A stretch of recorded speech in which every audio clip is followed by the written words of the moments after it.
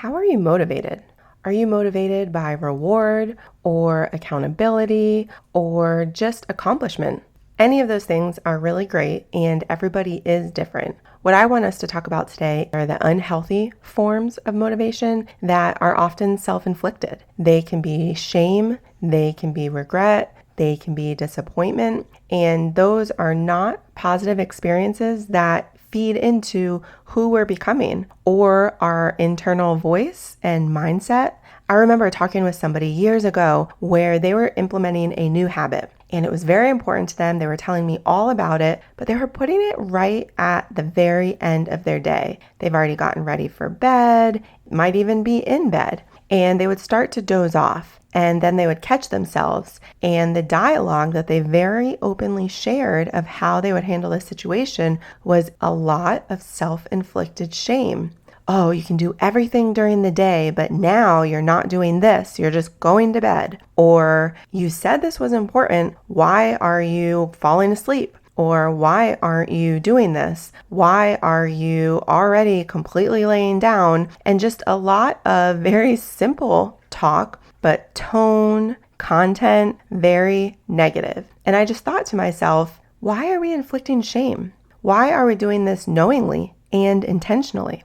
I believe the habit is important to them, but why then are they putting it at the very end of the day when they have the least amount of energy and focus? They've already gone through their nighttime routine, which means their body and mind are ready for bed. Simple shifts, moving it earlier in the day, stacking it with something that pairs well to encourage the flow. All of that encourages positivity, commitment, and exactly what we're talking about today. Consistency without shame. So if you've ever experienced this or you know somebody who's ever shared this journey with you, I hope that this offers value and insight for how you can move forward better, as well as being encouraged of how you can encourage them as well. So let's dive in. Do you ever wish you had more time just to breathe, think, or even catch up? Does your to-do list feel like it's never ending, no matter how hard you try? Have you ever looked around and thought, why does everyone else seem to have it all together and I'm barely holding on?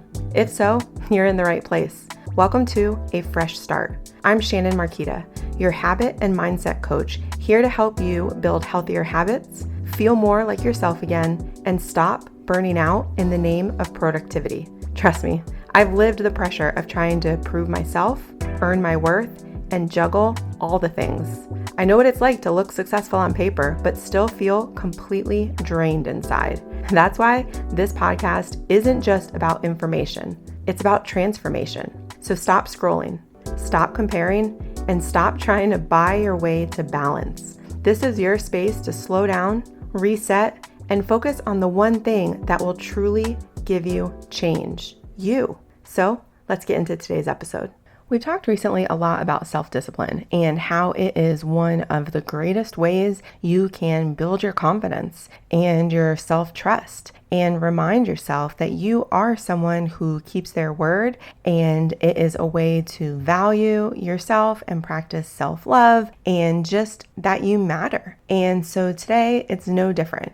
I just want to remind you before we start this episode that discipline is not about punishment, it's about care. If you have kids and you discipline your kids, you're trying to teach them a lesson. You're trying to do it lovingly, often to help protect them because you want them to live a very long, full, happy life. And so when something happens, they make a mistake or they behave a certain way, you discipline them not because you don't love them and don't care about them, but because you do love them and you want them to learn sooner than later certain ways to talk to others, treat others, as well as themselves. The same thing goes for you. Self-discipline is how you treat yourself with respect and love and care, and you show up because you matter.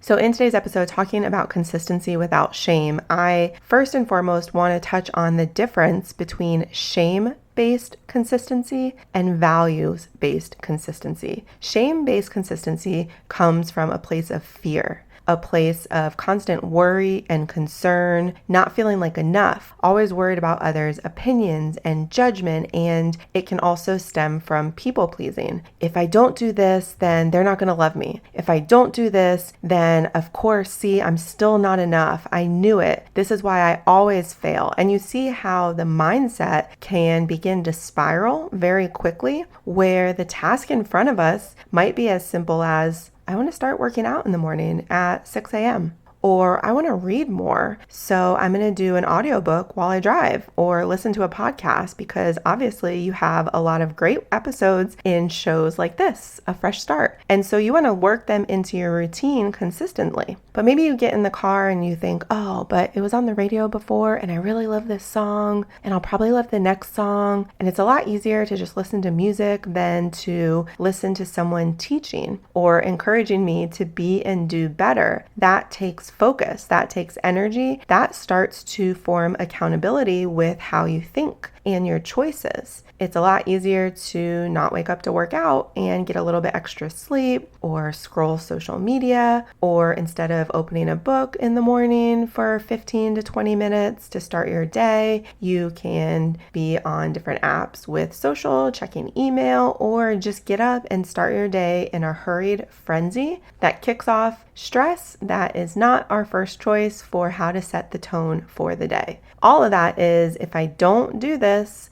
obviously I'm not enough. I messed up again. See, I failed and I just started. Whereas values-based consistency focuses on you claiming and stating what is important to you. You want longevity with your life. You want to be able to be active and present. You want to be somebody who has a high EQ so that your emotional intelligence helps you to show up better in all areas of your life confidently and securely, where you don't worry about, oh, I made a mistake, I'm going to get fired. Oh, I made a mistake, they're not going to be my friend anymore. We don't jump to those extreme conclusions because we didn't show up perfectly like we wanted. Instead, we remember why we said the goal was important and the values that are behind it. And so it helps encourage us and fuel us, and we make choices that help set us up for success. Like if we want to wake up and start a new routine of being active,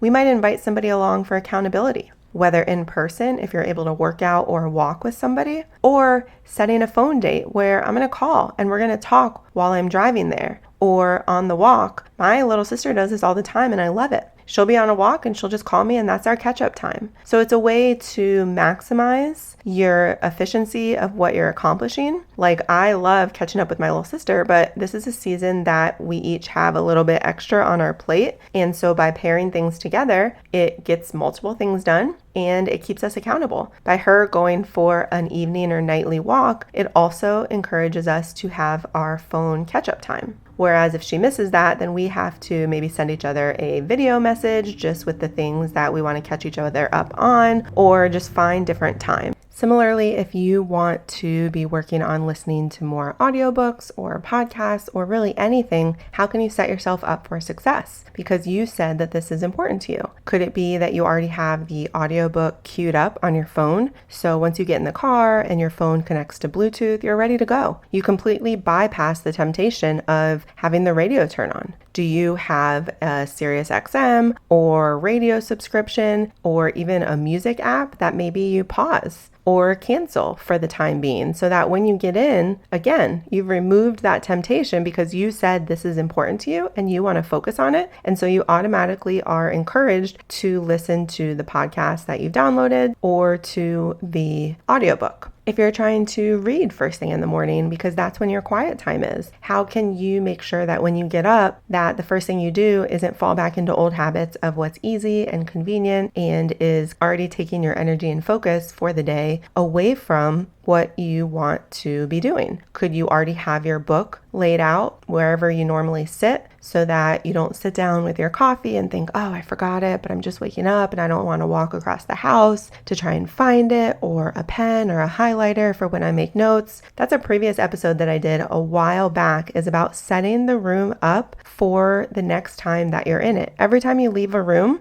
go ahead and set it up for the next use. Put the remotes away where they're supposed to go. Put your book maybe where it needs to be so that next time you come in, it's already there and ready with your highlighters and pens. Put the blanket folded nicely so that when you walk into a room, it doesn't evoke stress. It doesn't trigger you feeling in a disarray. You are able to know what you came in there for and then go ahead and do it. Because the reality is that the more we use values-based consistency to keep us on track and to achieve our goals, the more we are setting ourselves up for success. We are building our confidence. We are building our trust. We are reminding ourselves of our worth and that we are a priority, because judgment can derail you and your momentum and all the work that you're doing so quickly. It is crazy. You start to feel any kind of judgment inflicted, whether from yourself or others. It starts to pull us back into old habits. It starts to make us have that self-talk that we've worked so hard to get through. It starts to make us question if we're spending our time well, if we really should be working on these habits. Because especially for those of us who are recovering people pleasers or who just have a love of giving, one of your love languages might be acts of service. And so it's a lot easier to do and to give when it's for others than for ourselves. So if we start to feel judged, we start to question, am I being selfish? Should I really be using my time and energy for this right now? Because I can assure you, myself included, there's always a million ways that I could stop doing things for myself and give all that time and energy away. And people will very willingly take it, often innocently. But if you're willing to give, people are willing to take. That's always the case. And that's not a bad thing to be loving others and to have a love language of acts of service, but you also need to be giving that to yourself. And that's why I always want to be encouraging you with whatever habit you're working on.